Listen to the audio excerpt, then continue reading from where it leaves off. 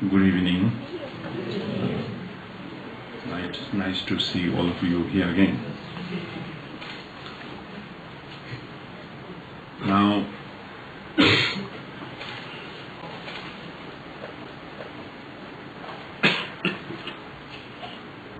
it's always very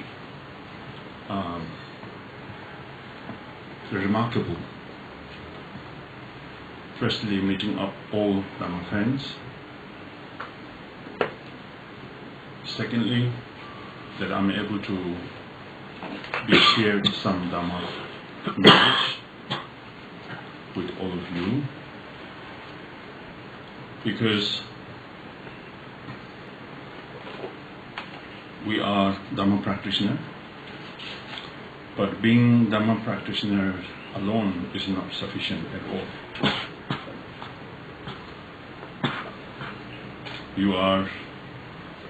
Some of you may be very old Dharma practitioner. Some of you may be new,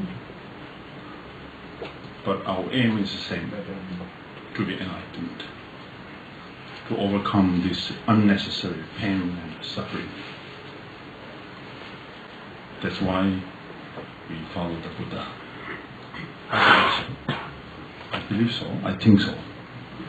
So that's how you tend to become Buddhist, to follow the Buddha and to follow the Buddha's instruction and his teaching. And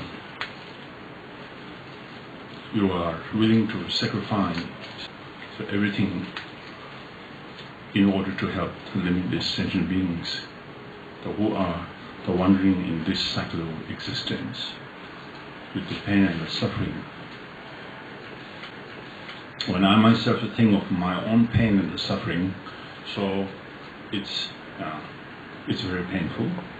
So I can think of others as well, number-wise more others. So their pain, so we call their pain, their suffering, their miseries. Compared to them, and my pain and the suffering is almost nothing. The number-wise, the quantity-wise, etc. So that's why we begin our Dharma practice, right? Buddha Dharma is so profound. Why is so profound? Because our mind is so diluted. So therefore we call Dharma is so profound. So that I can't practice because Dharma is so profound. I can't meditate, Dharma is so profound. I can't understand the Buddha's teaching because it's so profound. Meditation is so difficult. Dharma practice is so difficult.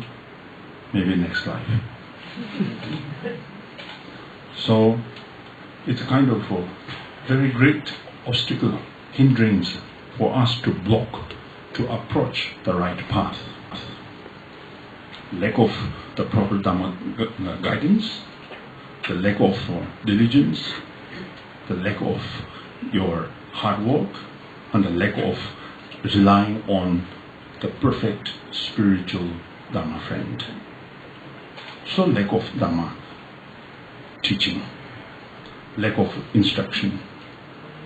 So with all these obstacles, one cannot succeed our practices. And you said, I have so many this is obstacle. Technical problem also become yeah, so therefore, what I would consider is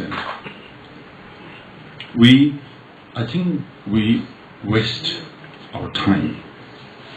Just try to pretend that I am Dharma practitioner, I am follower of a Buddha, Dharma, Sangha. Yet, we do not apply, actualize the precious teachings. The teachings are existed, is available. And the spiritual, the masters available. But now problem is the application is lacking. So therefore in our everyday life, the importance is to apply the Dhamma, to utilize. It's very important. So the topic tonight, my speech is called impermanence and loving kindness. These two very foundational principle of Buddha Dharma. Emptiness, watching my mind, very difficult. Yes, when you say that's very difficult, I agree you. It's very difficult. But you never say practice of impermanence is difficult. You rather say it's simple. But I don't agree this. It's rather more difficult than the emptiness. Yes. Emptiness is rather simple. For me, I think so. But to establish such solid ground of foundation of the practice is rather more difficult. Therefore, you should consider how did you start your practice, or how did you begin practitioner. You say I'm Buddhist, but how? What characteristic of Buddhist? So you analyze it, then you still find almost zero ground. Yes. Yeah. So this is very important. So the impermanence, the practice of the impermanence is very difficult. That's why you are unable to establish the knowledge and the experience of the impermanence. Therefore, we always fail all the rest of the practice that you have applied. Particularly talking about the Vajrayana practice. This high tantric initiation, high tantric teachings, high tantric meditation, visualization, etc. is one hand not so important. One hand is not so important. The important is that Buddhism is very systematic. You must start practice from the right spot. Yeah, he's a technician, so no problem. Therefore, his background, combination of the emptiness and the technician. So now, what I'm trying to say is the impermanence. Our great masters in the past, their practice began with the practice of impermanence. Particularly the lineage of Kadamba tradition. Kadamba's view, Atisha and his followers, all the lineage, the masters of the Kadamba, they are very much emphasize the practice of the impermanence. It's very touching and very beneficial and very unique. So, now what I'm trying to tell you is the knowledge of the impermanence is the ground, the foundation of the Buddha Dharma, the Buddha practice, Buddhism, the Buddhist practice. According to Kadamba tradition, when we talk about the impermanence, they tell us 5 basic foundational principles of the impermanence. Okay? There are many which we cannot memorize. Sometimes it's difficult. Just counting them takes so long time. To practice, they're almost beyond our imagination. So I summarize from there, or make it brief. So in this brief degeneration time, so everything should be brief, summarized, short, simple, easy. The chapter of the long, profound is almost gone. That's also sad part. Yes, obviously. So those profound teachings and the big books and the textbooks are just a decoration, put somewhere else. Almost never touch them. But the short, make short, make summarize, make brief is very useful these days. It's good one hand, but on the other hand, you have been missed a lot. We have been lost, missed a lot. So don't think next time somebody said that I will make it summarize. It's not so nice word. Don't trust them, including myself. Number 1, I have quoted here. This is very much something to do with the meditation. The Kadamba's tradition is not only talk, you know. That's why they fall down. So, yes, talking only does not really make sense. That's why the textbook fall down. Now, this means meditate. Meditate. Meditation on impermanence. Meditation on loving kindness. That's very important. So we have to meditate. Meditate means focus on. To make it familiar with your practice. So, therefore, now meditate on impermanence. Every morning you get up, so you meditate. As a Kadamba tradition, they say, oh, I didn't die last night, so I am survived. This morning, luckily I could get up and do my normal activities. So how I'm lucky. So this way, we should practice every morning. So the evening when you go to bed, you should think, I may die tonight. Who knows? The life is very impermanent. Nothing is inherently existed. Everything made by the cause and the conditions. So the cause of the condition means the things does not exist inherently. Something is made, something is produced, means that something is going to be end. Because all are complete. So therefore, should develop such knowledge of impermanence. So, number one, think that nothing lasts. That's number one. There are 5 basic comprising the meditation. So number one is think that nothing lasts. Very true. External world produced, right, by cause and the condition is caused, and then it persists. We call it, it persists, and then finally or eventually it destroyed, according to the Abhidhamma. So it will destroy by floods, fire.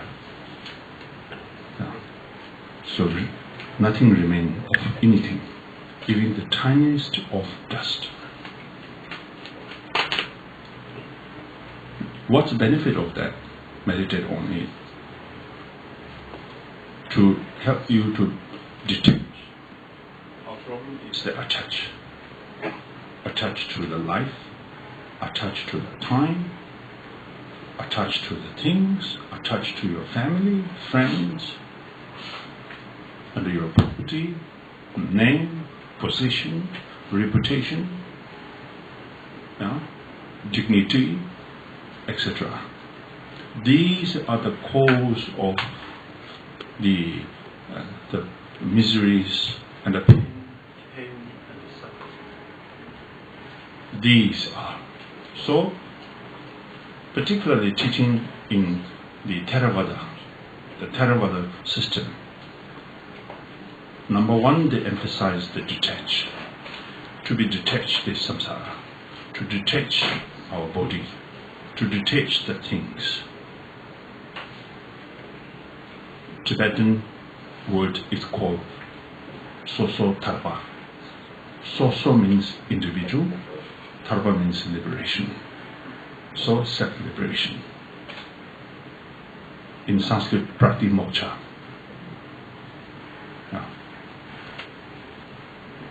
Why Buddha has taught the Four Noble Truths? He is teaching, the entire teaching of Four Noble Truths is based on the prati moksha, self-liberation.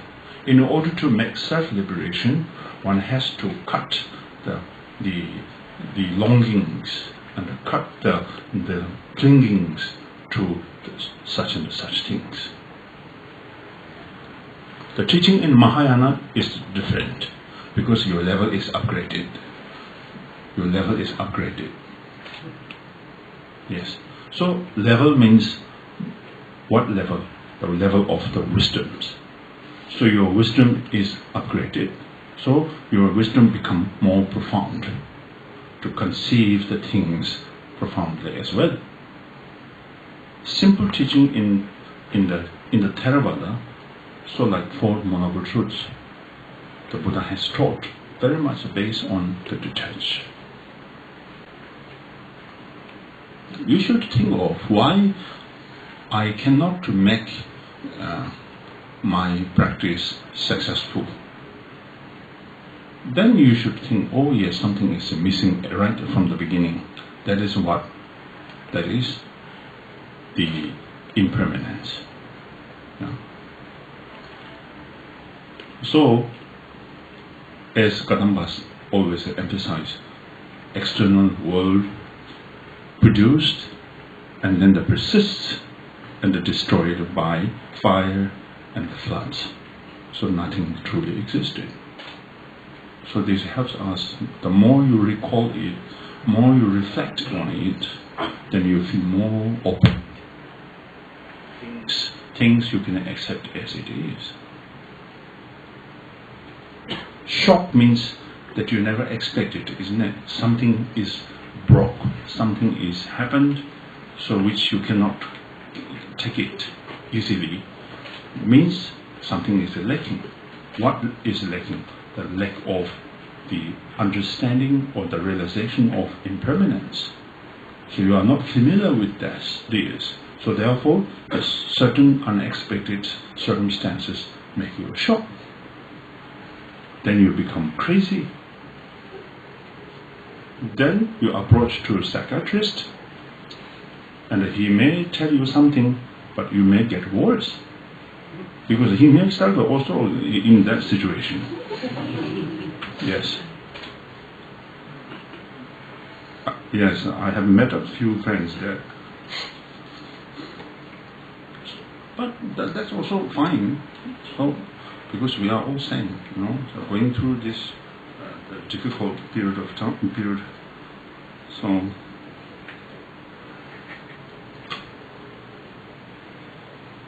you need all these things. Now it has to throw away somewhere, and then that one is also thrown somewhere else. So this is called the cycle of the life. Yeah, how to stuck in the samsara, not let you liberate. So, and then that was the first explanation, and the secondly, time. Last year, 2011. Now you just only can think of 2011. What did I do in January? What did I do in March? What did I do in July? I went there, I've gone there, I received that, on this, that, just only for remembrance. This shows us also impermanent. If time is impermanent or exists truly, then it has to be here. Yeah, still it has to be going on, but no, it's gone. So now only in the memory. So we think of 2011. Now today 2012. You consider, but from January until this month, yeah, how many months gone? And then today, when you say today, but today start 12 a.m. Now it's 8. So close to tomorrow. So you see, it's running. It's running. This shows us also impermanent, right? And then the day and the night, week, month, year. They used up everything, right? So we meditate on it. So this is very much practice from the Kadamba tradition. Yeah, that's how they do meditation in the cave. With this meditation, they enlightened. With this meditation, they realize the true nature of own mind. With this meditation, they realize the emptiness. So the practice or the knowledge of impermanence needed in order to strengthen the power of the practice of emptiness. Without the support of the knowledge of the impermanence, one cannot approach to the practice of the emptiness or bodhicitta, anything else. Then myself, or ourselves, just look at, we were an infant, right? Just cry, that's it. Then the mother swing like this. Sometimes help, sometimes more cry. Yes. Then later you call child. Little bit grow, like a worm, going like this. Then youth. Running there in the here, make trouble to parents. Then old enough like myself, growing white every part. Then they say, hey, getting old, yeah? Yes, I am proud of. So then later, full enough old means time to bye-bye. So you see the cycle of the life from the infant to the old. So you can consider myself, I can think of when I was a child. I cannot think when I was an infant, but the child, yes. And then the youth, and then now. I can think, and this morning what I did, and this afternoon what I did, and just now before our talk what I did, I can just think of. It's not presented at all.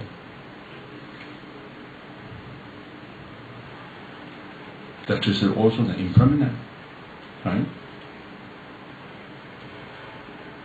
And then, not only that, beggars become rich, the rich become beggars. And then there are a lot of things you can see as an object of the practice of impermanence. So there are full of objects to support, increase or develop our practice of the impermanence. Yes. If you examine carefully things as an object, so everything you can apply as a Dharma way, I'm very sure. Everything is object for your practice of impermanence.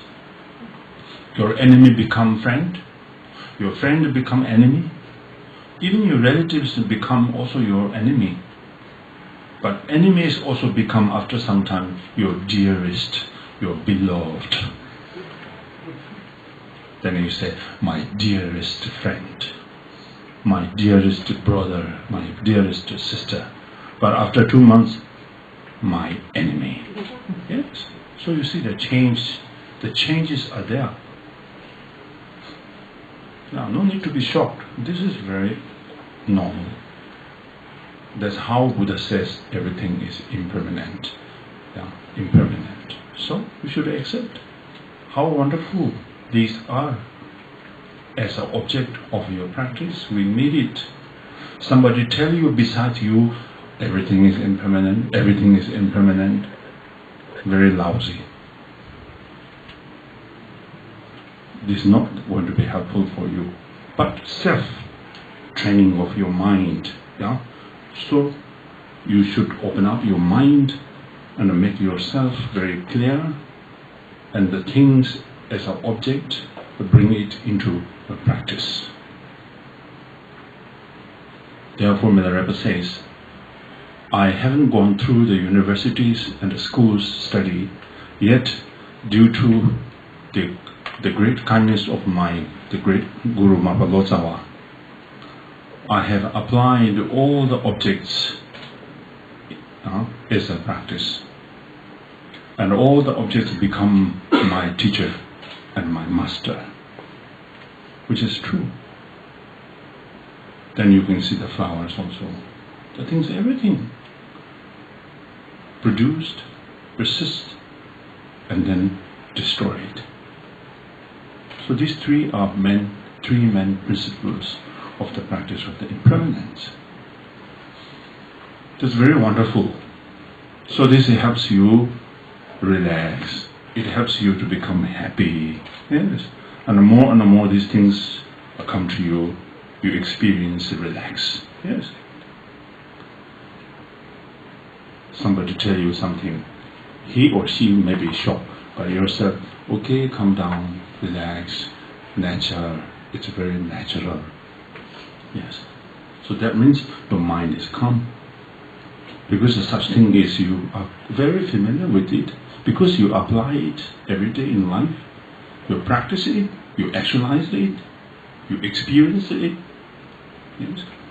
Nothing is new for you, because this is your everyday practice.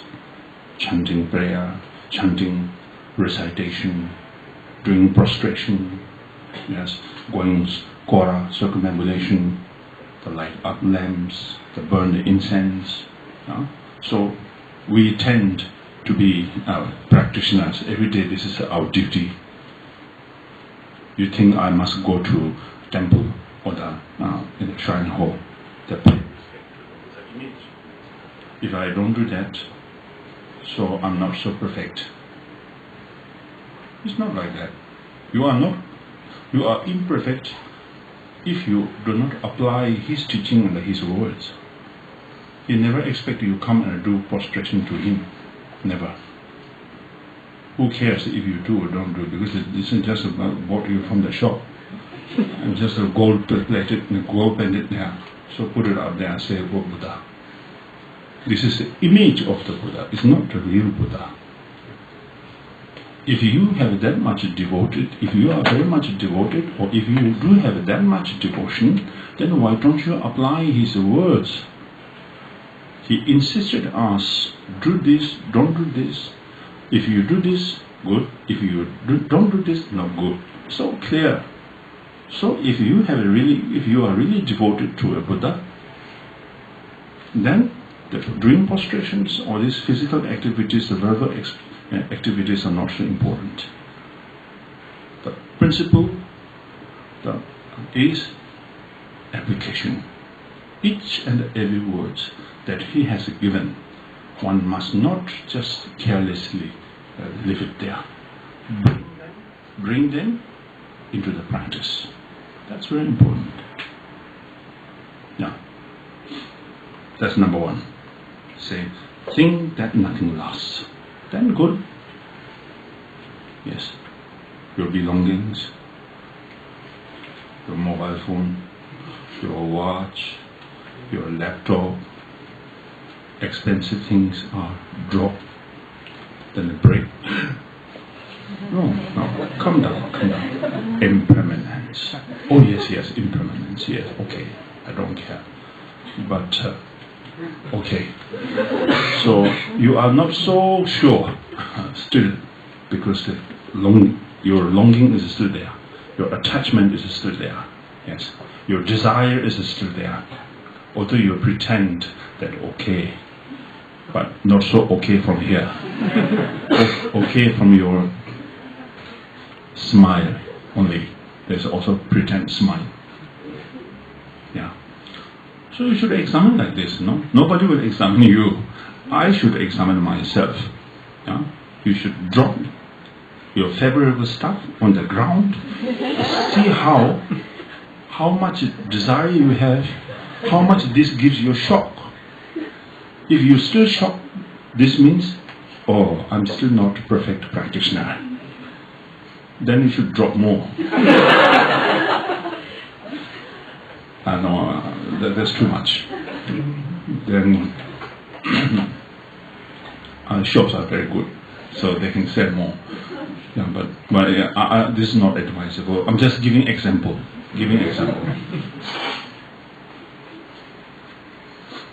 So examination is like that actually. Yes, examine yourself. Those great masters in Tibet, they always tell us, go out, meet them, listen them, see how, then examine your emotion. Yes. This way then you can change, you can make change, you can improve, you can find still lacking, or you can find improvement is there. I still need to improve more and more with this. For this I need diligence, I need hard work, and I need to do this continuously, right? Yeah. So this is just example. Think that nothing lasts. Short words, sweet. Nothing lasts.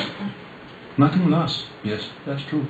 So this helps our high expectation lower. we have an expectation, right? Very high. High and high and higher and higher. Our expectation never ends. Yeah. And our expectation becomes obstacle. Yes, it's no good.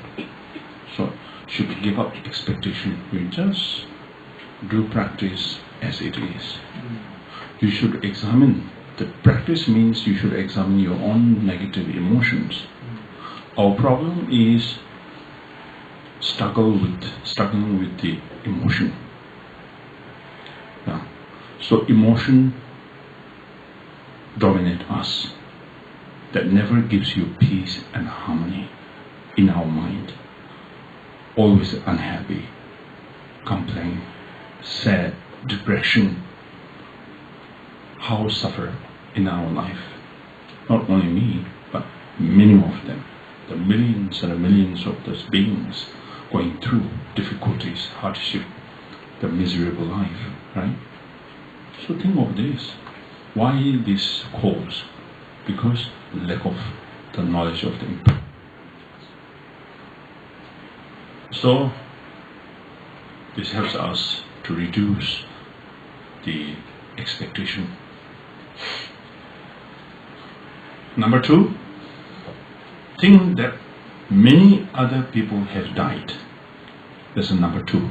I have given you 5 basic foundational principles, right, to improve our knowledge of the impermanence. Number 1 is done already. Number 2, think that many other people have died. That's very simple.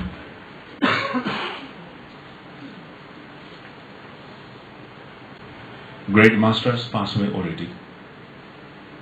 You can name, but you can think of their life story. You can read the life story of those great masters. And you can read their teachings. And you can recall their names. Somebody can tell you his life story or her life story. That's it. No more existed. And then the individuals, older, young, same age as myself, died. From my childhood till now, I can count how many people died that I know them. Yeah? My friend, my relatives, and the monks, the Rinpoches, just ordinary people whom I know very well. Some are my close friends, some are my closest friends. Many of them died already. So this shows impermanent, right? Everything is impermanent, including them. They died. And then the funniest part is, these days, you say he is sick. His body is very weak. And he takes wrong food, unhealthy food. So he's going to die soon. I'm healthy. I'm taking supplement. I'm taking omega-3. I'm taking vitamins. I'm taking fish oil. I'm taking B complex. And I don't take fried stuff. I don't take this and that. But tomorrow you go. But this the ill person is still alive. He's still enjoying with this unhealthy food. That's it. That's very scary. Yes, very funny. And then some of us may think, I'm still very young, energetic. Doctor checked my heart pumps regularly, normally. His heart no good. Sometimes he miss a few beats in between.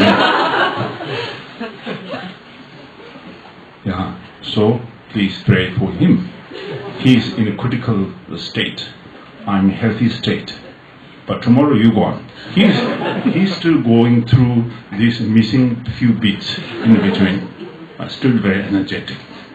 Very strange this world nowadays. Yes. Yes. So therefore,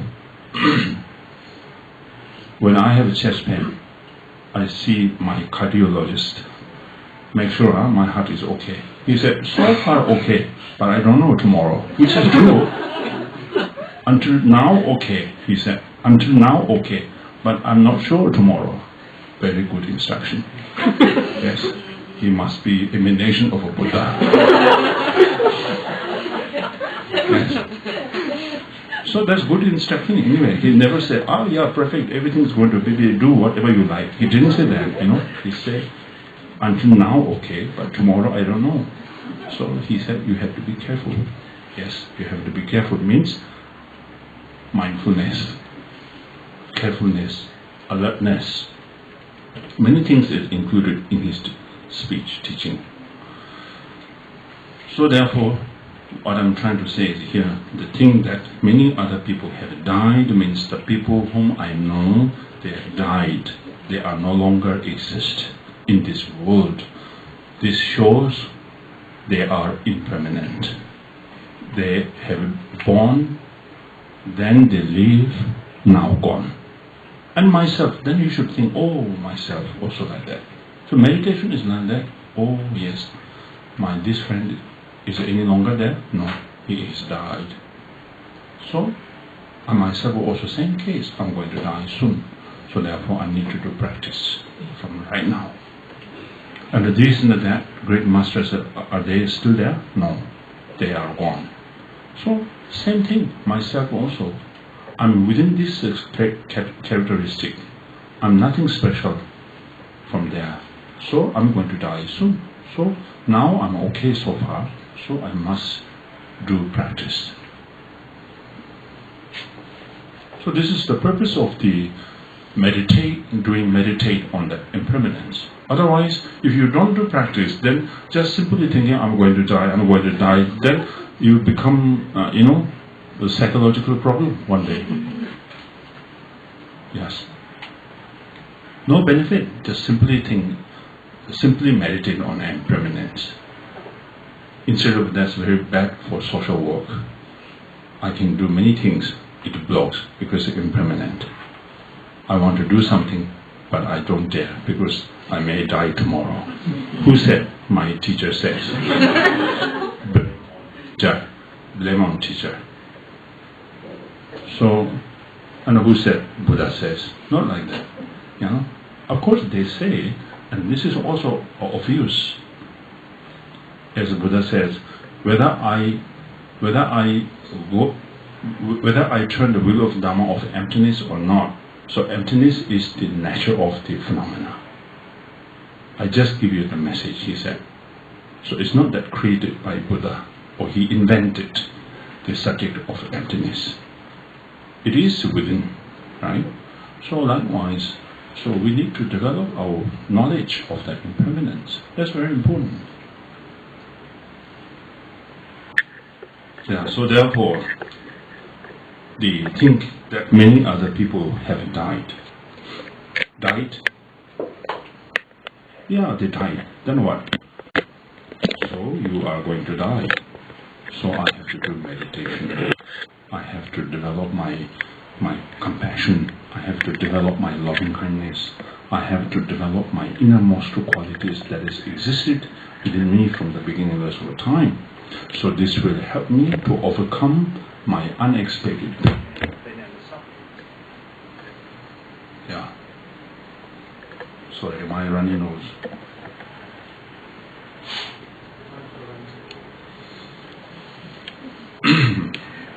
That's also impermanent. Flowing. And now next is number 3. Think repeatedly of the many circumstances which might cause death. Yeah. So, supplement also can cause your death. And then the medicines. Food. Good food also cause your death. Medicine also. We think medicine is the cause of survive. The good cloth, good car. The car also, the mostly car is really cause of the death. Yes. The many things, yeah. So, not only that, the object falling, just a walk by building, So something fall down, what? Don't know who did this, but you gone already. Up or down, that I don't know, but you are gone. So, and then the lightning. You play golf, yeah, last time in a newspaper. You saw that in newspaper anyway. So you died with the holding the stick. Enlightened. Yes. To see, so indefinitive the circumstances, yeah, makes or cause your death. So nothing is certain, everything is uncertain. Then the lightning, thunder, and sometimes, not sometimes, last time also, some of my friends, so they sleep peacefully. No sick, very normal, very energetic. But morning gone, no wake up. Yeah, you see, impermanent.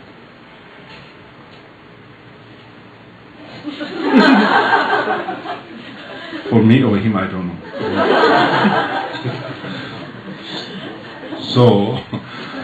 So that's why. So he says, think repeatedly of the many circumstances which might cause death. If you meditate on it, then you should think or meditate on it. Then what shall I do now? Yeah. So that's the reason. What shall I do now? Even the good circumstances also may cause my death. Then what shall I do? Okay, do practice. Do meditation on impermanence. Then when death comes to you, you still relax, calm. When doctor says your sickness is not so good, yeah, I'm not sure it's not good, then you still say, okay, never mind, everything is impermanent. Doctor yourself also impermanent. Yes, you have to be careful also. Yeah, you know that I'm going to die, but you never consider yourself going to die. You still think you're earning money, but you are going to die, so meditate. So he may become your student next year of charge. So that's why I'm saying, so calming your mind is the most important in your practice, isn't it? We need calm. We need to calm our mind. Our problem is all the time anxiety, anxious, stress. Yeah? So people inform you this and that, you shock. Here say something, shock. Go to home, family say something, shock. Go to office, your staff tell you something, shock. So your life is full of shock. So become sick again. Extra pain. So if you meditate on this, then you become very calm, yeah, peaceful, relaxed, always joyful. Always you are so joyful that nothing is going to make you shock or down. I'm very sure. Like a long time back, Java, I forgot his name. Langritangpa, yeah, that I few days back I taught the 8 verses. This great master Java Langritangpa. So he's really a great master, really great master. So in his life story, you can really, so many of them really threaten him, make him shock, but he never. Everything he said, thank you. Say some, thank you very much. Here say some, thank you very much. Admire, thank you. Blame on him, thank you so much. You are so wonderful. So it's from the heart, not from the mouth. It's from the heart. So that type of meditator, great master, so giving us, teaching on these, so we should apply, because their teaching is out of their compassion, from their loving kindness. So if we apply them, so we become like them. We should become like them. We must. So, many circumstances which might cause a death. So we meditate on it. Yes, very good. Yeah. So happy. Yes. Now number 4. Meditate on what will happen at the time of death. It's very painful. Of course, it's true. The time of the death is painful. The coming of death is never desired, but unwanted and uninvited. No choice, right? No choice. So no choice. We have to accept it.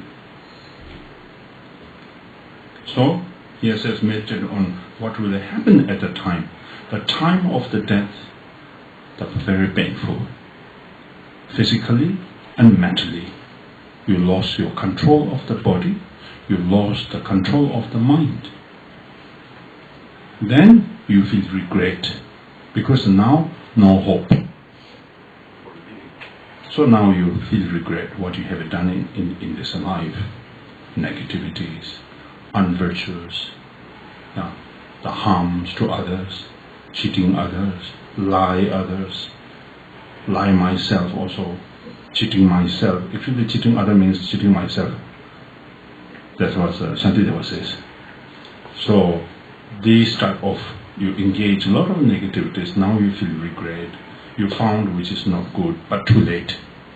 Then you ask your friends or relatives, can you inform this to this such and such Rinpoche and the Lama, please invite them to request them conduct the empowerment or teaching. Too late. Too late. This is not the right time. This is not the suitable time. The suitable time is now.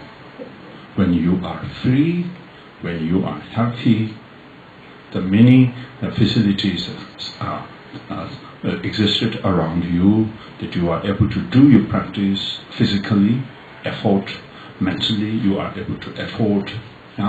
So many things are good along with you. So do practice now. Not the time of at the time of death or when you are dying. So that's just pain and suffering. So when you die, even a great master visit you or teach you, you cannot concentrate that moment because you lost the power of your mind. You cannot concentrate. You cannot focus on. There are a lot of suffering, unexpected pain and suffering. It's miserable. Too much. Cannot tolerate. So that we can see when your friends are dying, so when you see how painful it is to die, the period, So you meditate. I myself also going to be the same thing. So this is always, should examine to yourself, because the object is these are, but the ultimate is examine yourself. Examine yourself. So you should see same thing I'm going to happen if I don't do practice. I have obtained such a precious human life and met up great masters and received teachings. And if I don't apply them, big waste. From the beginning of this samsara till now, I am wandering this cycle of existence, unnecessary, with the unnecessary pain and the suffering. And if I don't practice, if I don't utilize the meaningful, this precious human life, then I'm going to continuously wandering this samsara with the full of pain and suffering. So it's not good. So this is the time for me to wake up, to open up my wisdom, to realize the truth. I should break up my ego.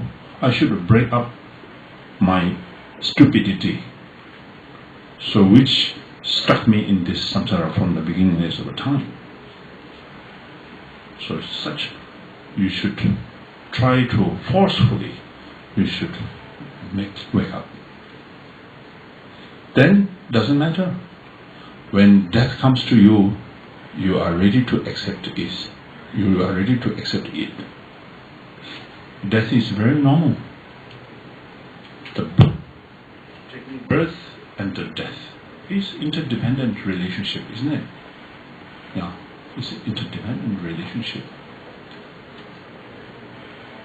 We born in this samsara because of ignorance, because of the dualism, because of our strong attachment, because of our desire, because of our these negative habitual tendencies, because of this disturbing emotion, afflictive emotion, we are in this samsara. Yeah? So, the death is the part of life as the birth is part of life. We celebrate birthday. I used to say this. Yeah? We buy expensive cake, then call the friends and that I'm celebrating my birthday, singing. If you use your proper logic, quite stupid. You're welcome to this painful samsara. Thank you for coming. So, when you die, everybody cries. It should be celebrated again. Happy Death Day to you. But it's not good, of course, it's not good. From common point of view, it's not good. Of course, nobody will say that. If you said that, you will be in trouble. Yes, better don't say that. It's not good. Nobody say. But it's the same actually. If you really think of Dharma way, it's the same. The birth is the cause of death. Yeah? So death is the cause of the next birth. Then that is the cause of the next death. So all are interlinked, interdependent relation. So from the Dharma point of view, equal, totally equal. The value is the same, characteristic is the same, totally same. But in the world, everything is very funny. Very, very funny. So therefore, sometimes you don't know how should I entertain you. I consider this is a beautiful word, but it's a very unfavorable word for you. So certain things is favorable down in the knowledge of Buddha Dharma. So we should accept death as it is. Yeah?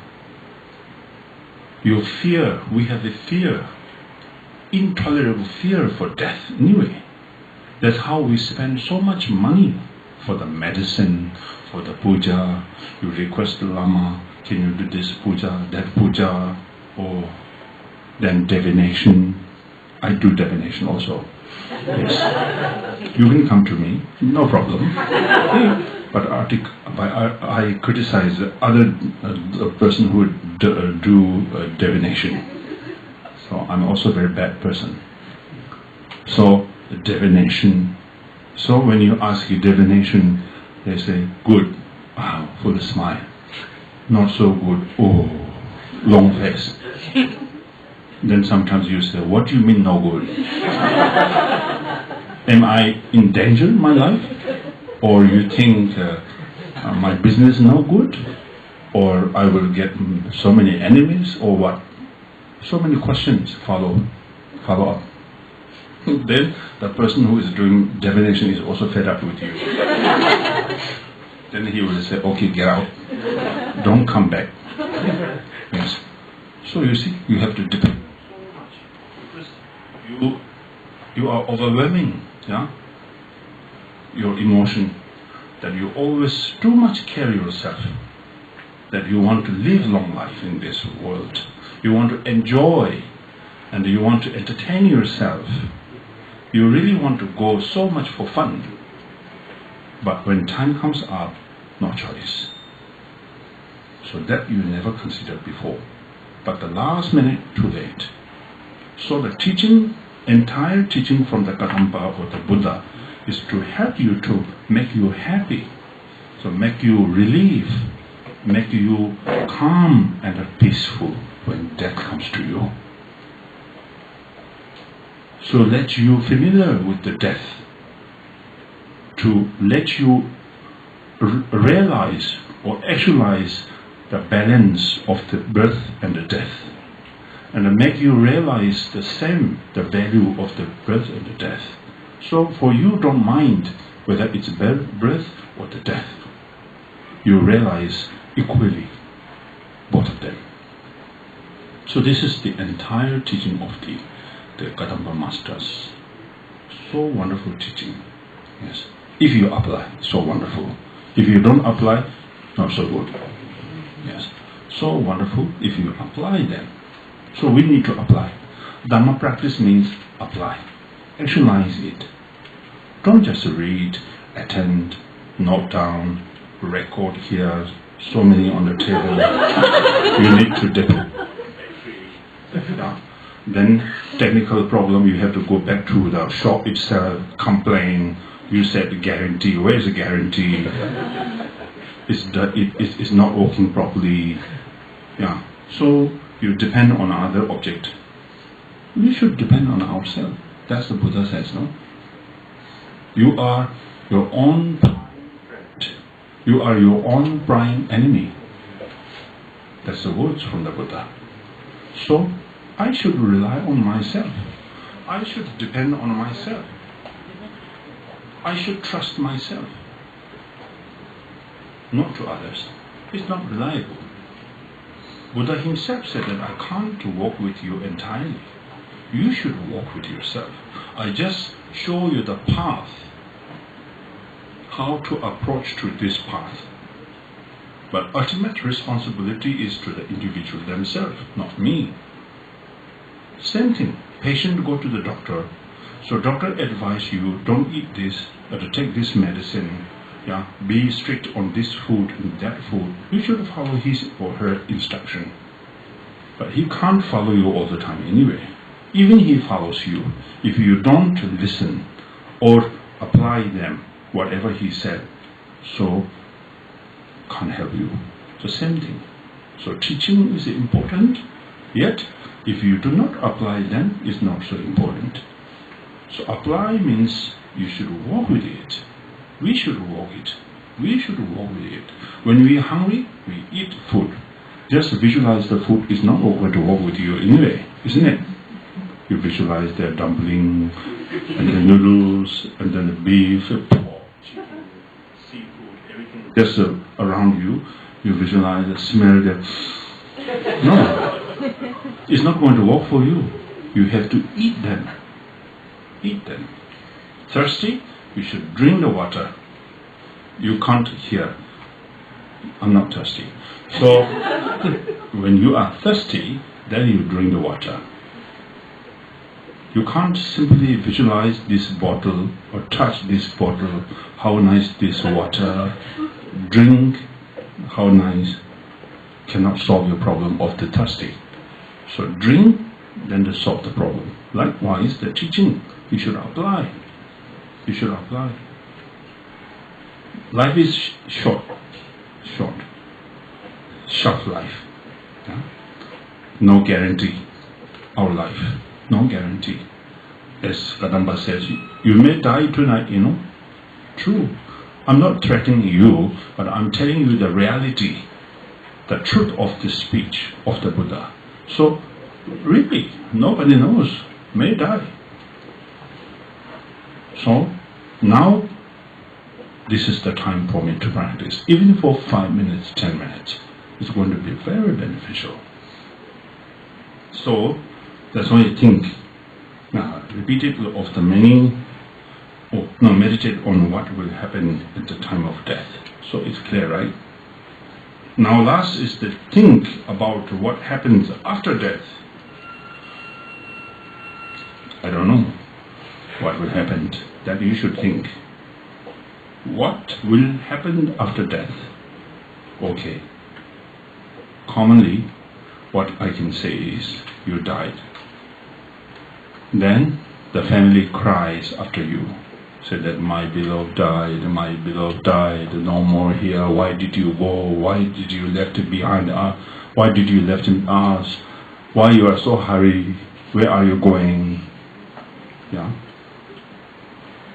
Don't know where they're going. So then, although this person who died is most dearest in your family, but no choice. So you have been wrapped his body, yeah? Then the bind with the rope, and then carry to cemetery, turn to ash, burning. Yeah. In Himalaya we burn, but here different. By Himalaya we burn, then they do puja, die, no more.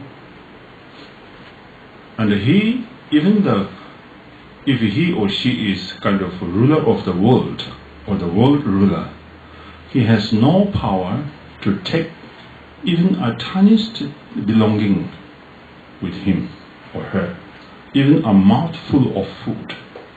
He cannot take. Everything left behind. What things follow him or her is the good seeds and the bad seeds. That's the only.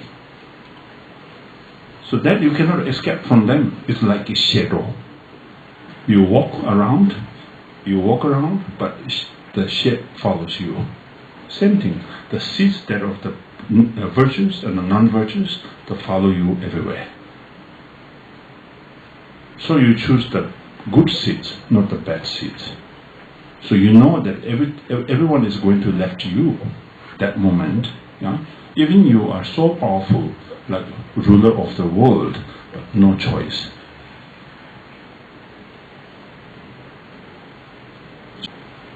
So therefore it says you should meditate on what will happen after the death. We all pray that be born in the Devachin, yeah? Somewhere in the pure land. But that also not sure. We do aspirations. Of course the power of the aspiration is incredible, yes, yet very much on the base of what you have done when you are alive. That's very important. Simply doing prayers on the aspiration is not going to work with you. So we do prayers every day in our practice, but is associated along with the Dharma knowledge, the knowledge of the impermanence, the knowledge of the loving kindness, the knowledge of the loving kindness and the compassion. All these need to be associated along with your prayer. Without these, simply keep doing prayer is not going to work with you. This is very important, because many of us may think, I don't need Dharma knowledge, I may not need Dharma teaching or practice, but just simply keep praying in front of the Buddha, keep praying in the shrine hall or altar, then I'm going to be alright. No, that's not advisable. It's not advisable at all. So in order to be born in the Pure Land, or in order to be born in precious human life, the next life, one has to cultivate those practices in this life. Yeah? So these 5 basic foundational principle methods to cultivate the knowledge of the impermanence. So each and every these 5 basic points one should meditate on it. So these are giving just examples, but important is we should meditate on it. Should meditate. Meditate does not mean that you just sit in the meditation posture, and then you discipline with the discipline you meditate. But meditation means everyday thought. We have to improve the thoughts of these 5 basic foundation. You are alone, or you are with the friends, or you walk around, or you are outside or at home. You always should never separate from these 5 thoughts. should remain within these 5 thoughts, one can assist you to develop further and further of your Dharma knowledge. So that will help you to overcome our unnecessary or the needless pain and the suffering and the anxiety. You will always be very happy to accept everything as it is. Nothing is going to be harm you, nothing is going to be shock to you. You can simply apply all the rest of the Dharma practice. Yeah? So that's why the practice of the impermanence is the foundation of the Buddha, the Dharma and Dharma practice. In the Bodhisattva, the sutra, in his Buddha's sutra, he was mentioned one time, said that there are many precepts. The best precepts of the impermanence. Yes, the best precept is the impermanence. Impermanence helps you to approach you towards the genuine Dharma. And in the practice of the impermanence, they help you to maintain your practice. And then the practice of the impermanence help you to be achieved, or being successful in your practice. So, at the beginning, in the middle, towards the end, always help you by the practice of the impermanence. Impermanence goes along all the rest of the practice, like loving kindness, like compassion, like emptiness, visualization,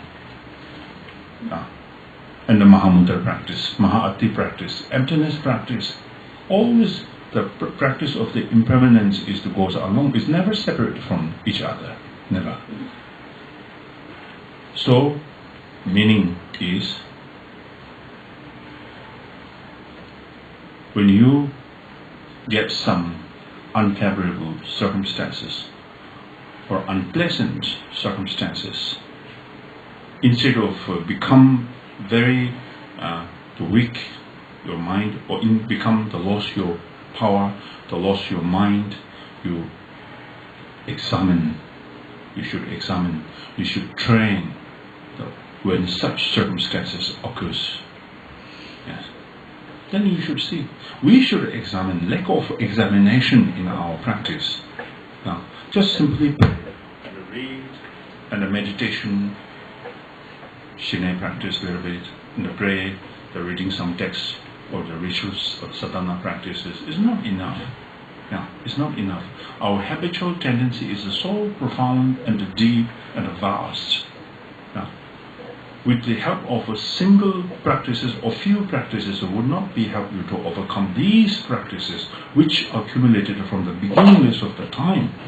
It's really imprinted so deep. So to uproot it, not easy at all. Diligence for few days, not enough. You are diligent for few weeks, for few years, not enough.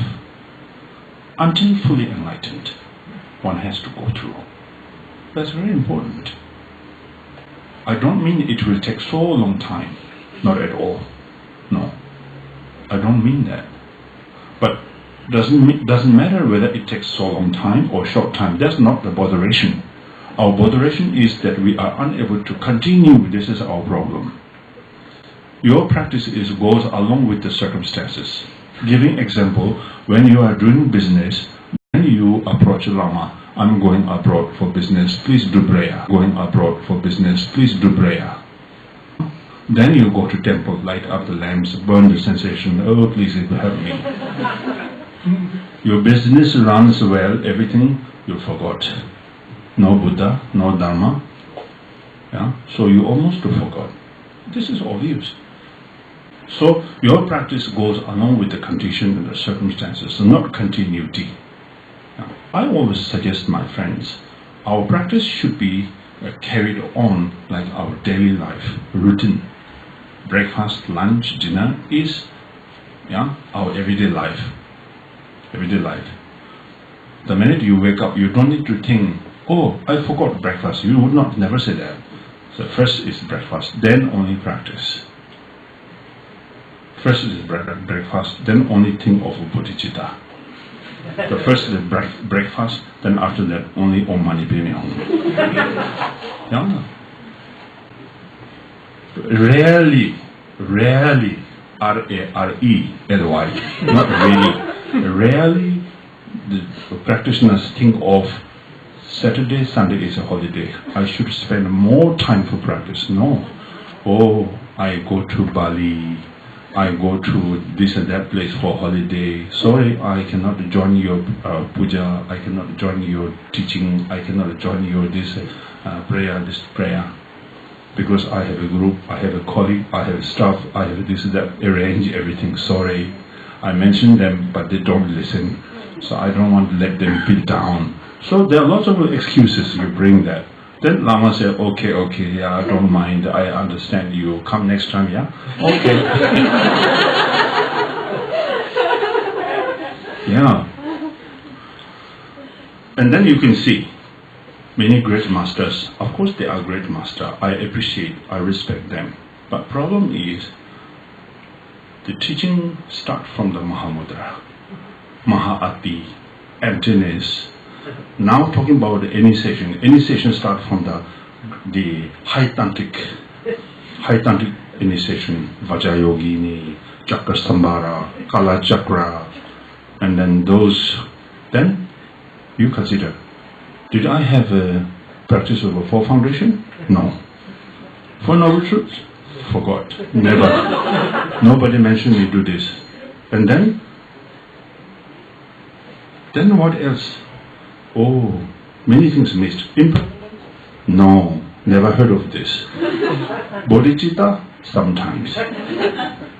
Because my Lama says, my Guru says, do also can, not do also can.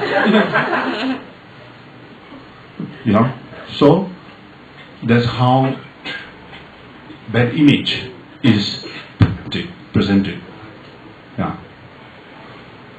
So some of my friends who are Rinpoches in the temple, and I told them, don't do that.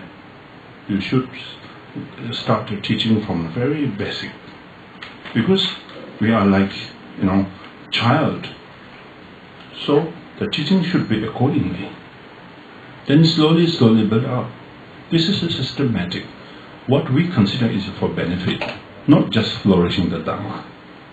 The flourishing Dharma in order to benefit, not to propagate our religious, the Buddhism.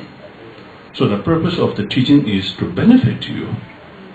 Doesn't mean that I'm qualified at all, but transferring you what I have heard from my Guru.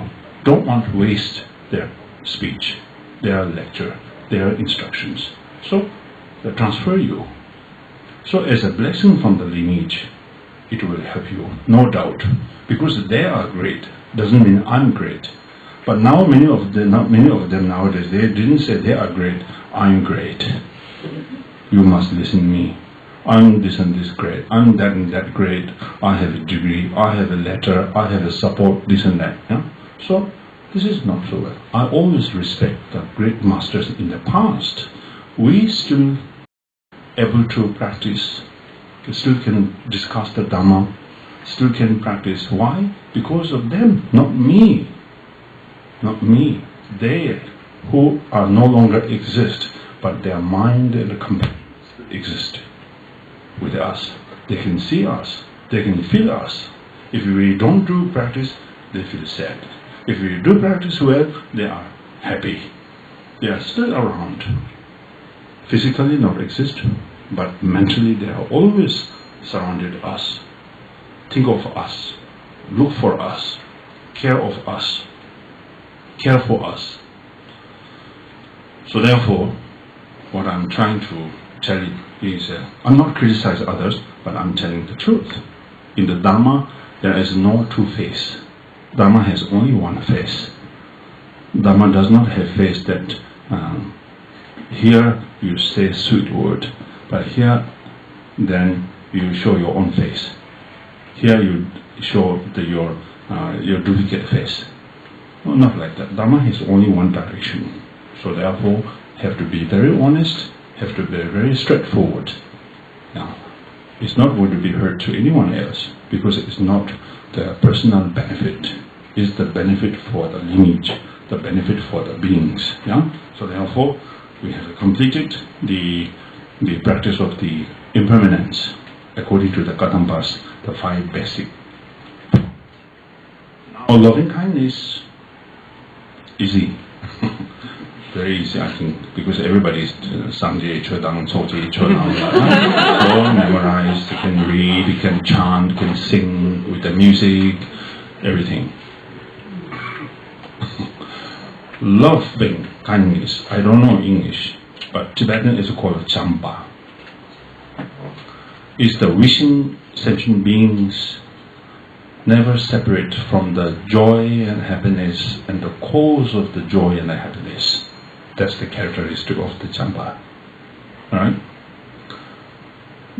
In India, the great masters, most of the great masters, I have said it, they set out this instruction of the cause and the effect, 7 cause and the effect, the methods. Tibetan is called Ju, De, Menga, Dun. The instruction of the cause. Because I have seen in the English translation, they just say cause and effect. 7 point of the cause and the effect. But one thing is missing, I think. It's because the Jun, De, Menga, Dun means the instruction of the cause and the effect methods. So in these 7 points, so the loving kindness is inside there. Number 1, recognition of sentient beings are our mother. Mara Sheva, Tibetan is called. Recognition or recognize all sentient beings have been our mother in the past lives. So in order to develop this, one should start or cultivate this loving kindness focused on particular individual. I could say that the mother of your this life, the who loves you very much, who cares for you very much, who considers for you very much. So you just put her in front of you, or visualize her, and then think of. And then the affection, love arises. Then you can enhance, expand the strength, the power of the love. Because you love your mother, because my mother, right? That's the only reason.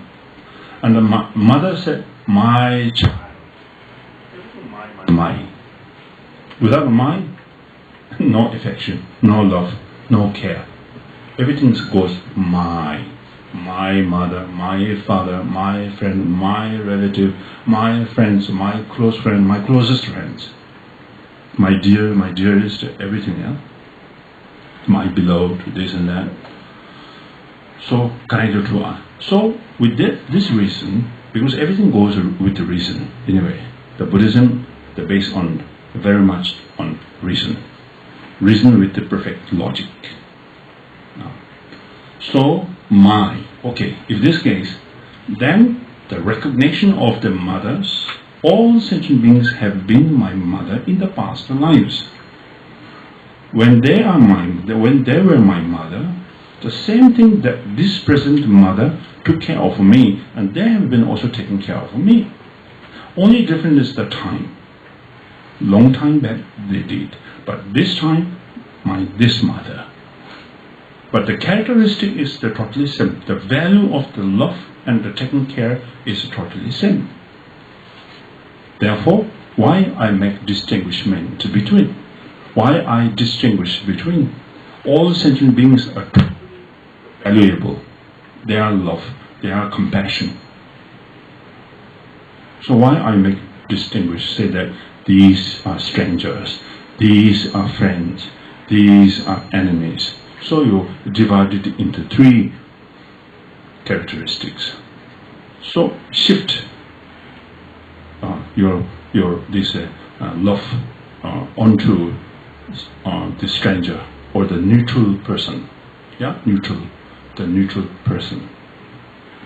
When you say neutral, the person whom or individual whom you don't hate, but you don't, and also you don't love. When you walk in the street, so they all are stranger or neutral. So we don't care. To fall down, neutral. Don't fall. Hit by something, neutral. Don't care. Your dearest, oh my goodness, help. Enemy, haha, very good. Need it. Maybe blessing of Buddha. Blame on, again you would load it onto the Buddha. Buddha never criticized, never. He is like sunshine. So that sunshine reflects, penetrates the light in every nook and every corner of this world. No division. But ours not like that. So this is also meditation. When you walk, you should see, you examine. And the person who scolds you, if he is neutral or she is neutral, of course you say something back to him, this person.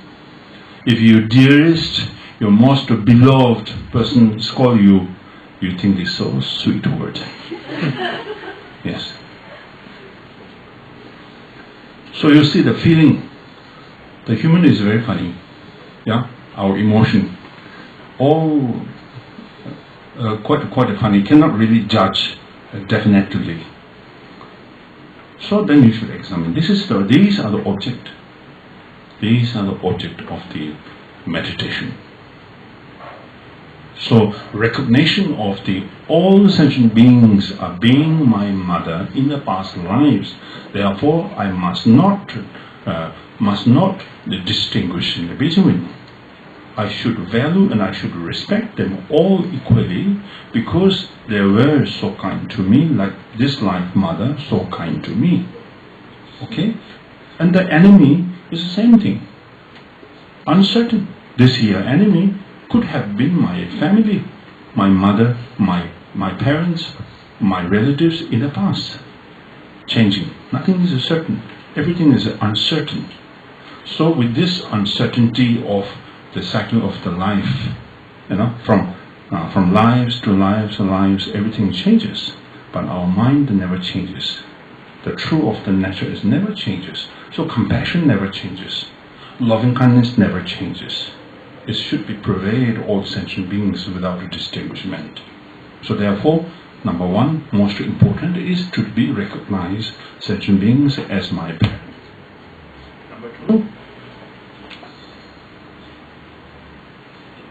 to remember their kindness. Yes, number two. Specialty, practice of the Kadamba, remembers. So they instruct us, remember. We remember the kindness of the mother of this life, similar to the beings who have been our mother in the past life. They have been also so kind to me. Now we have to remember their kindness. One must not use harsh words or revenge. So respect equally. Say bad word, harsh word. Even the heat will just become like trunk. Shantideva's in teaching. So you should say that you should be stable. Be like a tree, the huge or gigantic tree never moves. So when wind blows, that moves only leaves, but the tree itself never moves. Likewise, your compassion, your loving kindness should not be moved by such a small circumstances. Therefore, number two, remembering of their kindness. Now repay their kindness.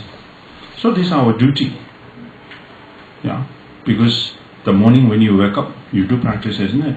I think of my mother, I think of all sentient beings. Today, I'm going to generate my bodhicitta in order to help them to realize the Buddha Dharma. I'm going to help you to generate compassion, cultivate loving kindness. But when you walk out, gone. Few words, wow, you really got fire, cannot tolerate. Next, someone say, remind you bodhicitta. Then you even get more angry. Yeah.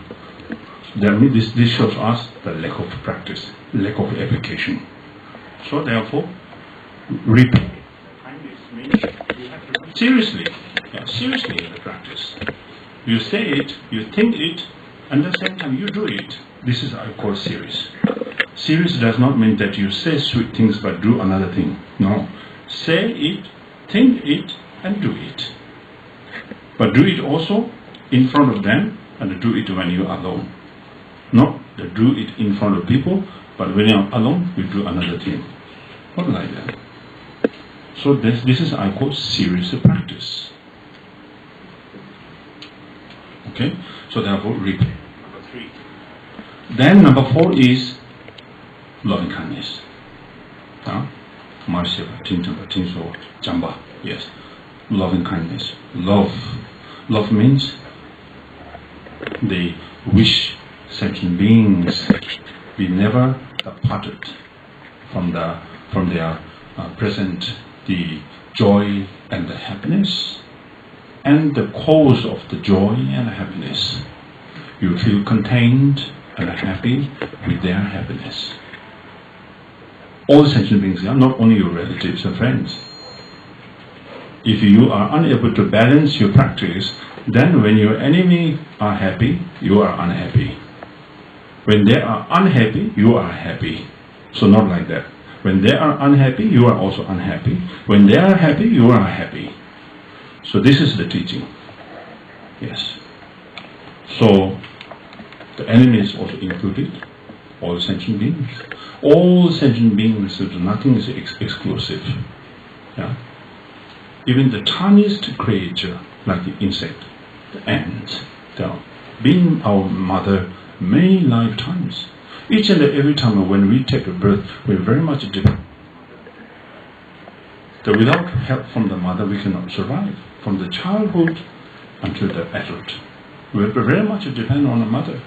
Not only this life mother, but all sentient beings. As I said many times, we need to depend on others. Others' kind, others' help, others' assistance, others' care. You do business, also you depend on others. You practice, you need object, you need help from others. When you eat, also you need others' help. You drink water, also need from others' help. You cannot survive without depending on others at all. Never before and never in the future. Therefore, why? They are all sentient beings being your mothers. Therefore, they have natural linkage to you that need to be helped them. When they are in the suffering and the pain, you have ability to solve the problems, to help them. When they are in need, you help them. This is our very natural, the interdependent, the circumstance which existed. We cannot deny it. Particularly as a practitioner, we must develop this. In Mahayana, it's the supreme protection for you. Protector. Compassion. Next is compassion. Compassion is the wishing all sentient beings be part from pain and the cause of the pain. So this is the compassion. These two, loving kindness and the compassion, is our supreme protection. Bodhisattvas in the past, they say this is the supreme protection. In the King of the Samadhi, Buddha's teaching is called King of Samadhi. What he mentioned there? So individual who is the accumulation of a merit, making offering of the gold and the jewels to the Buddha, the infinite time of the everyday life. Of course, considerably this is also your accumulated merit, but compared to someone who is in the Samadhi of the love and the compassion is incomparable.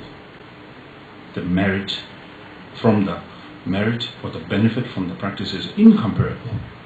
Even for a moment, let's say maybe 1 minute, if you are able to remain in the samadhi of the loving kindness and the compassion, this is the incomparable, the benefit to the rest of all the accumulation of merit. So that's what Buddha has mentioned clearly in the King of Samadhi. So this too, we need it. We need it in the practice. We need it in the everyday practices. If you are able to establish solidly as a ground of the practice with these two, then all the rest of the practice will be successful. Easy to be established, easy to be cultivating, easy to be developed. Your practice is going to be very successful. No obstacle, no hindrance. You get more hindrance, more obstacles. Why? Because still lacking of these two ground solid practices, which is missing, or not enough, or not fully developed, but some part missing. You do it, but maybe it's connected to your own benefit, not genuinely, not correctly, not accordingly. So therefore, our practice is always missing, our practice is always fail. Yeah? There are a lot of failures in our practice. Then, number 2, number 3, 4, 5. Number 6 is genuine. Then, number 2, number 3, 4, 5. Number 6 is genuine perception. This means the genuine, the altruistic, the way of helping others. This means you are not looking for any return. Sometimes if you are not careful with your motivation, you look for some returns. I give you this, tomorrow you give me this. Yeah. I give you $100 today, maybe next time you may give me $1,000. Or I may gain my name, my position, some promotions. People admire me, or upgrade of Bodhisattva. Higher and higher seat, more broadcasts, yes, and more offering, more red envelopes.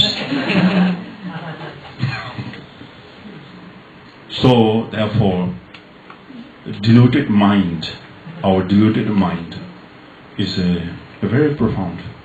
If I don't be careful, nobody will correct you. Of course, nobody. As Shantideva says in the teaching, very clearly, he said, if you don't correct yourself, nobody will come to you to correct you. Even your if you pay or buy someone who could correct you, he said, nobody will come to you to correct. So this means I should correct myself. Nobody can judge you. Nobody will correct your motivation. I should correct my motive, my moral, my mental attitude, my verbal attitude. I should examine. If I do mistake, then I should correct. If I do correct, I should develop it more and more. So this is our called training, yeah? Training. So do everything genuinely. The genuine means you are not looking for any return. There are four mistakes in your practice of this. You may look for return in this life, which means you look for fame, reputation, dignity, and the admiration from others. Other one, you look for the next life. You'll be born in the God realm or human realm, and the rich family, more money, more gold, more silver, more diamond, more cars, and more shops, more offices than what else. So you look for that. So then you may go to your guru and say that, may I be born in the rich family in my next life. Then the Lama may say, how much you will pay now me?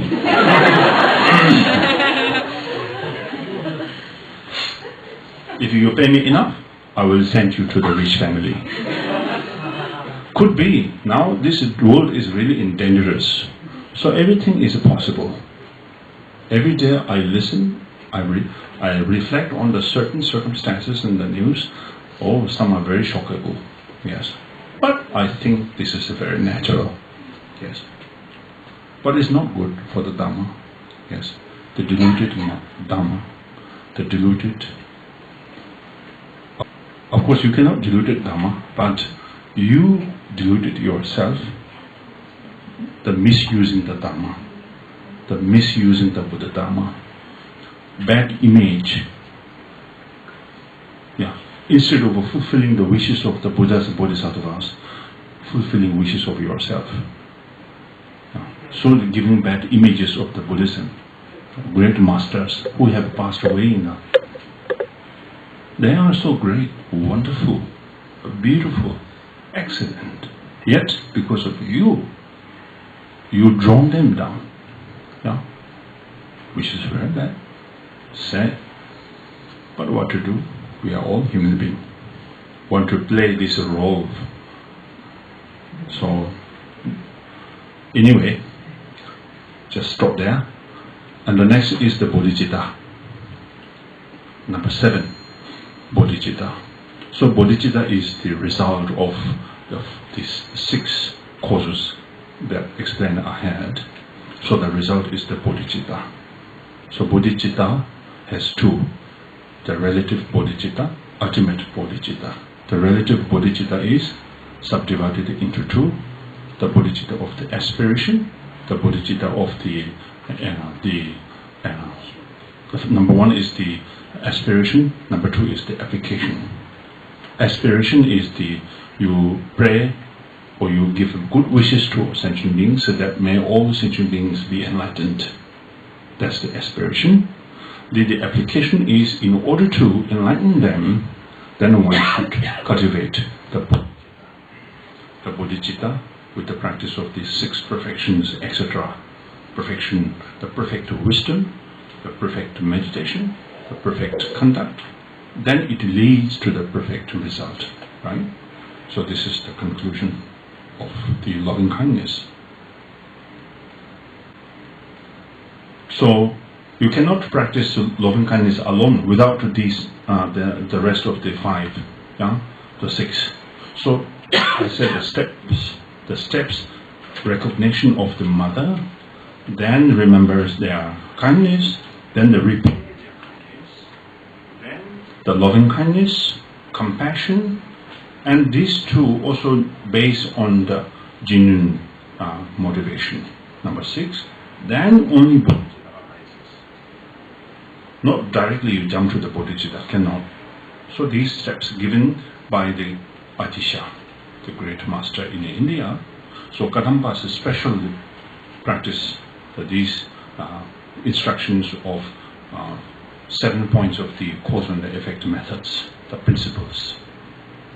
Clear? Okay? Okay, any question?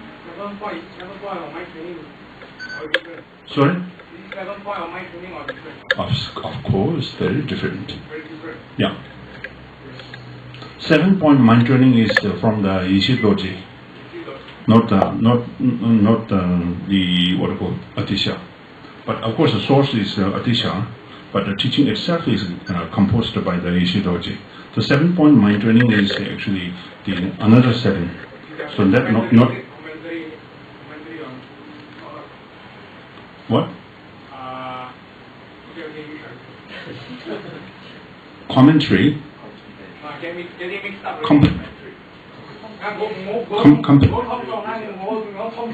Okay. He said confused. Of course, you may also me confused also. So better drink this water. Any questions?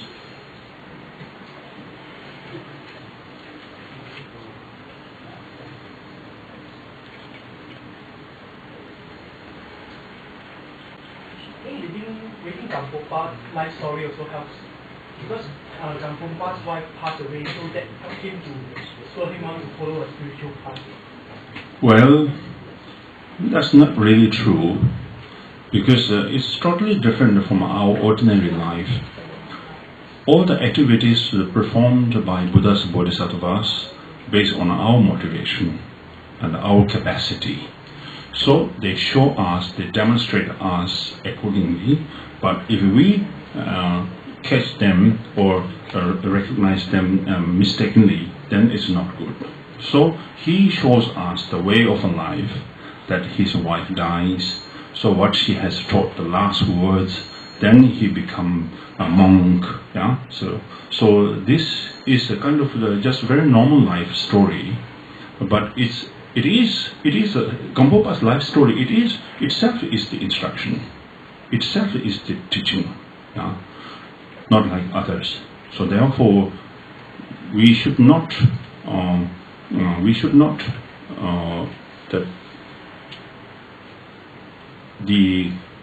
think of the apparently what has been in his life, but the deep inside in his life story there is a meaning, so which is his instruction. No? So there are bodhisattvas, of course, that in the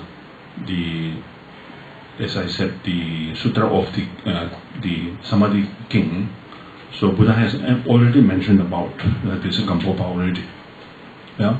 So it's kind of he's playing a huge role of the Buddha's teaching to demonstrate us. So how should we change our life?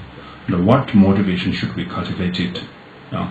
So how should we approach the right path? So these are he mixed with his life story. So it's a very clear kind of instruction.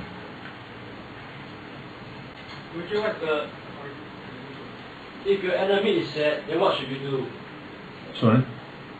Enemy, yeah. If your enemy is sad, what should you do? If you have enemy, what should you do? And then if your enemy is sad, what should you do? You should regard him as your dearest friend. Because what? Okay, now I want to ask you a question. What concept of you have enemy? Let's say something that someone that you don't like or have Why you don't like? different ideas or maybe Oh, I don't call this as enemy. or like he did something that to backstab you or Oh yes, okay. Now you touch the ground of the Dharma. Step on you, very good. Until now I step them. So now he stepped on me means my ego is so high. So because of him, he stepped on me or he criticized me in front of a huge crowded. I feel ashamed, he made me embarrassing, but it's a good lesson for me. A good lesson for me. This means when I criticize others, what they will feel?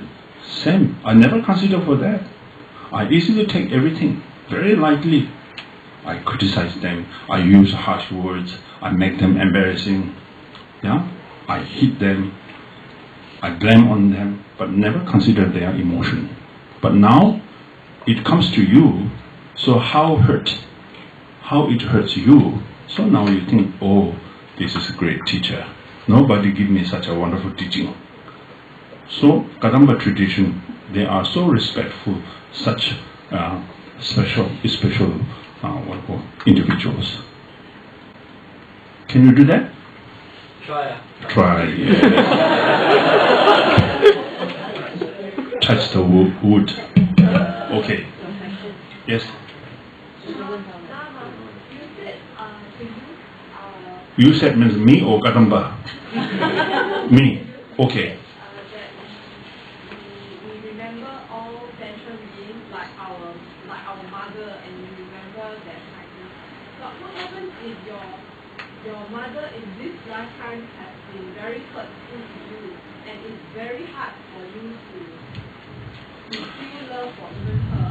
Then which person or object of your meditation should you use to generate love for others? Yes, good question. Now, if she becomes like a very unpleasant individual for you, like that, that's what you try to say, right? So what should you do? Yeah, so I said this good question, because if you are bodhisattva, if you are fully developed your compassion and the bodhicitta, then when such mother, I hope that no such mother exists there, but every mother is so kind. But giving example, no problem. So if she turns so the hurtful, the mother, then it helps you strengthen more the. Giving example, when the mother has a single child, so she has so much love for this child, one single child. When this single child, like mentally disturbed or physically disturbed or ill or sick, whatever happened, so her love enhanced, extend another. The love and the compassion towards the child. She will never going to give up this child. She will have more. She will care for her much more. She will do all kinds of assistance that she can afford. So likewise, so when your mother such thing happened, then you should think of the karma. Yes, the karma. You be born as a human, so your mother supposed to be so kind to you, but instead of the opposite. So now you think I must be done something wrong in my previous life. Previous life. So this is a chance for me to develop my compassion and the loving kindness towards this mother. I can change her mental attitude. I can change her physical attitude. I can help her a lot from the development of my bodhicitta. So therefore, this is the best object for you to develop your compassion and the loving kindness instead of giving up. Then also you can shift to the other. What happens? Someone whom you really take care of for a long time, but suddenly this person become your enemy. He or she forgot totally your kindness. You help so much. Then what should I do? Same thing. Then you should strengthen more power is towards this individual. Similarly, same case to your mother. So you should still respect your mother who has given you birth, right? So kind. So still my mother. Whether she is nice to me or not, kind to me or not, but I still consider my mother. But all of a sudden she changes character, not so nice to me, but still okay. I take them as an object of my meditation, of compassion and loving kindness. And I request the Buddhas, Bodhisattvas grant you their blessing to may pacify her negativities, negative emotions, become the good person, so who could help the many other beings, not only me. There are many tricks you can play in your mind to make you calm and happy. Okay? Which was the Tibetan name for Atisha? Sorry? Atisha was Tibetan name. What's that? Atisha, is that Tibetan name for Atisha? Atisha is not Tibetan, it's Indian. Tibetan name for Atisha. His name? Choje. Choje. But then Atisha. Yeah, Barnen Z. So can you memorize all these words?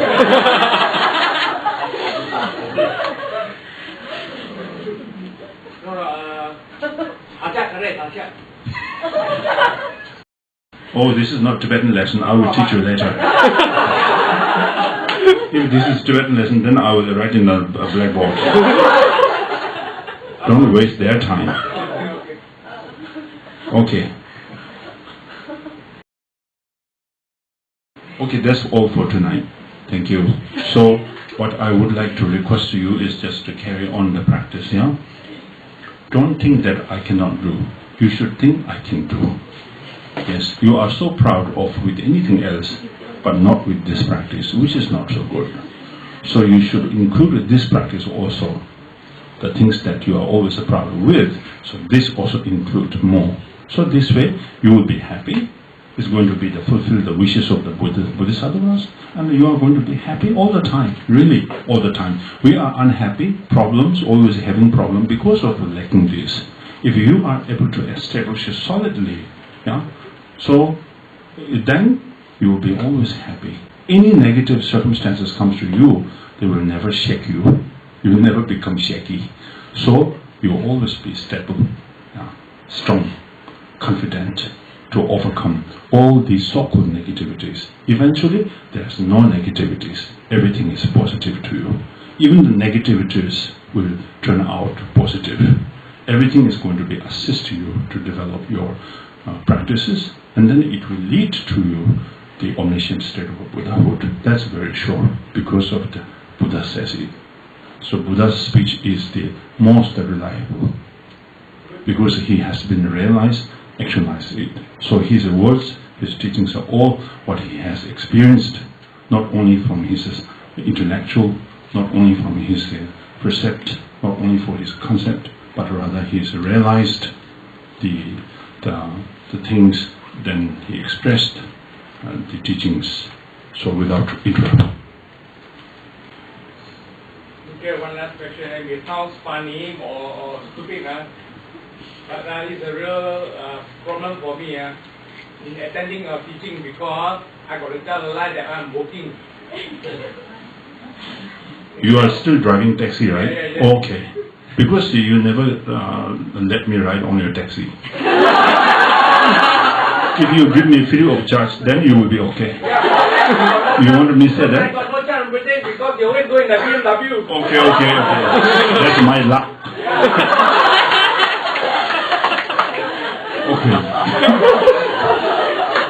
Okay. That's my luck. Thank you. And I hope one day you can also drive BMW. I'll give you my best wishes to you. I don't want a BMW, just one that... Oh, I have no choice. I don't have the authority to have you in my car. Yes, last time. Yes, your blue taxi driver, Dakin one, right? No, now it's yellow. Oh, okay.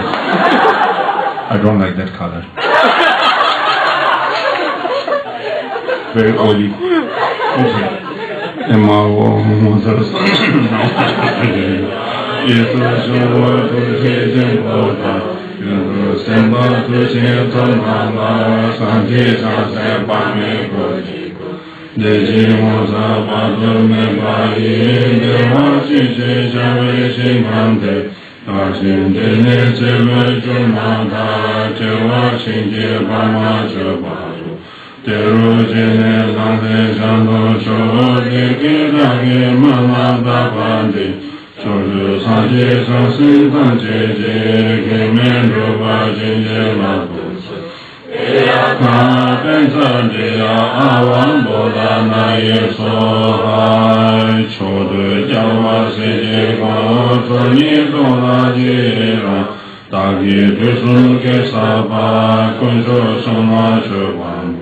Jave Temba Pejo Je Wa Sangye Nypena Rogun Sangye Tojo Je Geza Samje Jidu Dashi Jula Mejo Je Dini Dame Soto De Serene Menyanto Pe Sende Saju Nuju Namshi Seve Jurma Da De Wa Jidu Jidu Je Jene Pema Kache De Luten Tela Sanje Shangshu Tome Jese Do Chube Do Anden Bai Sho Sunan De Ye Tam Je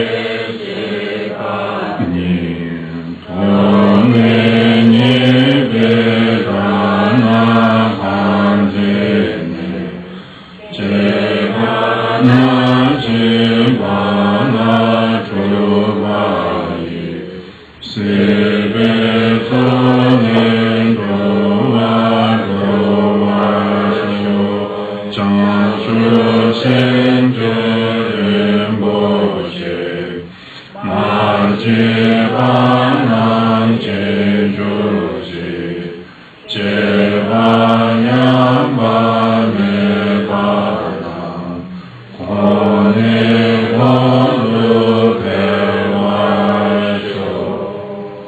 All right, thank you so much.